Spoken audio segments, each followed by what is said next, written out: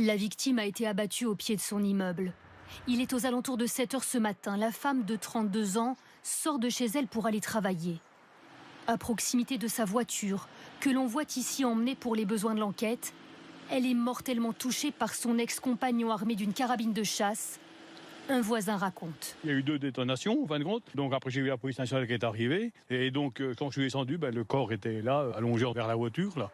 La jeune femme disposait pourtant d'un bouton d'alerte d'urgence, relié en permanence à la police, car elle se sentait menacée. La victime avait déposé plainte en février 2025 pour des faits d'atteinte à la vie privée, mettant en cause la personne suspectée pour l'assassinat. Une plainte avait également été déposée par la victime le 7 octobre 2025 pour des dégradations de son véhicule pour lesquelles elle soupçonnait le mis en cause des faits d'assassinat. Ce féminicide a eu lieu à Besançon. Juste après l'assassinat, l'homme prend la fuite et se retranche à 30 minutes de là, dans son domicile d'Ornans. Très vite, la petite ville est entièrement bouclée. Policiers, gendarmes, hommes du raid, négociateurs. L'homme de 34 ans est armé et son profil inquiète.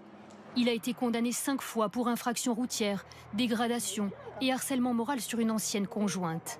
Et il y a un mois, il s'était déjà retranché dans son logement. Il avait été hospitalisé d'office en psychiatrie. Aujourd'hui, il s'est rendu sans violence. Au bout d'une heure environ, après 2 appels téléphoniques, celui-ci a accepté de se rendre après avoir déposé son arme sur le rebord de la fenêtre. L'homme placé en garde à vue devrait être présenté à un juge dans les prochaines heures. L'autopsie de la victime aura lieu demain après-midi.